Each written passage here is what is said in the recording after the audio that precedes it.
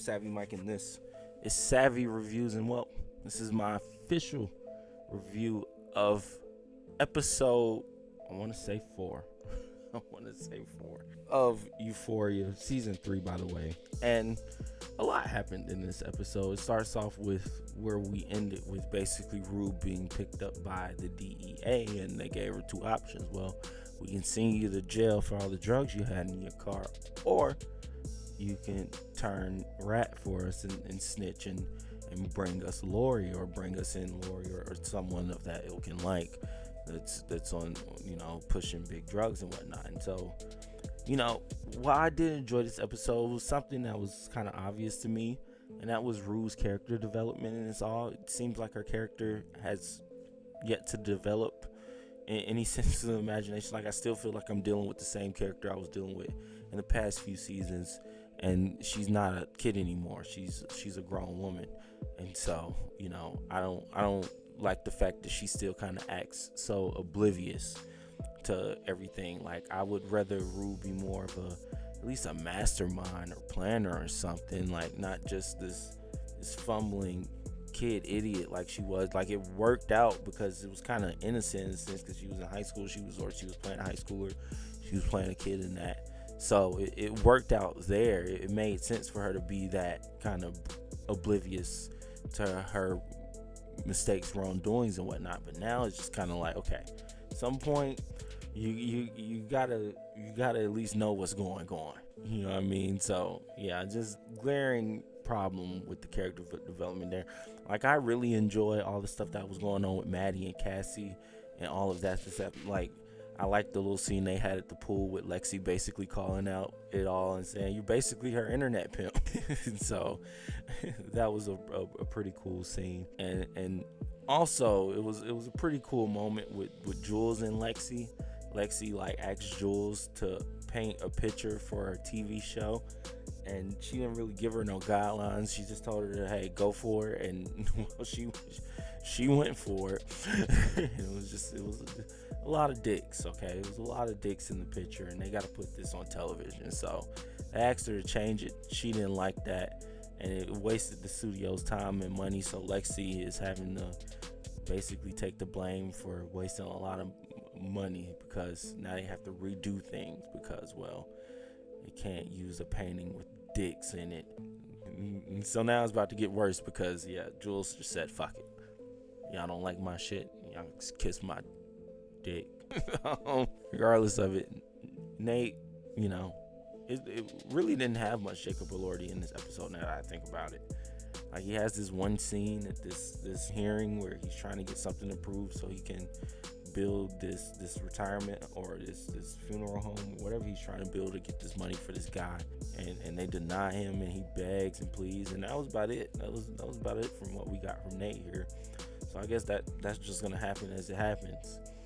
And so yeah, and then we have Cassie and what Maddie and Cassie have going on, which Alexa Demi is doing an amazing job playing this role, and so is Sydney Sweeney. You could tell Sydney Sweeney definitely during this past time got her acting chops up, and she's definitely playing the role really well.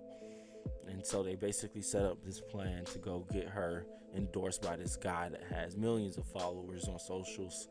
And so she has to get close, so she has to be slutty but not too slutty, and she plays the role really well, gets the job done, and there is the clout.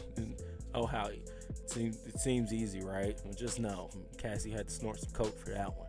So if you're willing to snort some untested coke, you could be famous too. Either way, like I said, I really enjoyed that more. And then the Jules and Lexi part 2 was pretty cool.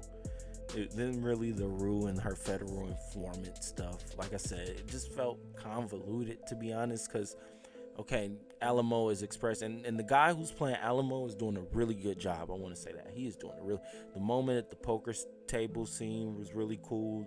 The moment in the beginning, all the moments in the last few episodes, the guy who's playing Alamo is doing top tier work. Just wanted to say that. Also, Buddy that barely says nothing. Like, he acts 1, 2, 3 words, but it's like he's acting really well.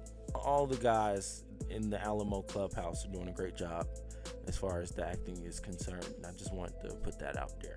But the story is getting a bit convoluted, I'm not gonna lie, because now Rue is a snitch basically, and so she has to basically act weird now and try to get drops on things and try to set pickups up so the DEA can swoop in and do whatever. So because she got a lot of time that she got to make amends for, in a sense, with her ratting. And they can never go back to Lori because, well, they killed the bird, and so Lori them probably wants them dead. And so an interesting thing happens at the end of this. Lori and her people pull up to the strip club, basically rob them away everything they have, while Rue is being, questioned as to if she's a snitch or not, because, well, she was trying to get one of the girls to say she was forced to do whatever she was doing, but it was all paid for. So who knows? Look, that's just how strip clubs work. But Rue is trying to, I guess, get these cops off her ass in a sense and not get this jail time. It's just, like I said, very convoluted now. She's very convoluted. Like, kind of wrote himself in a box, Sam Levinson.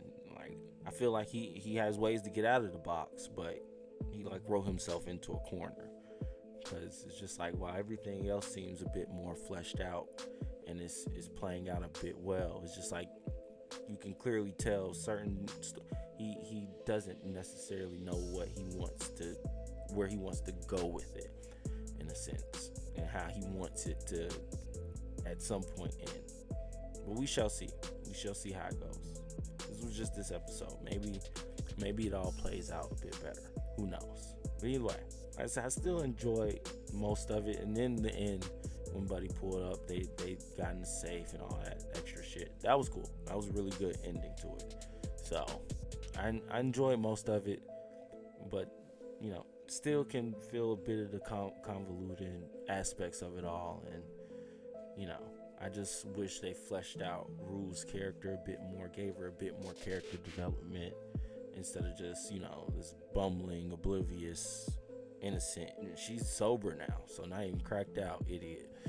She's just a sober idiot at this point. Okay, so let me know what you think in the comments below. Still give it a fire, I guess. Still give it a fire. But let me know what you think. As always, Savvy Mike, and this Savvy Reviews.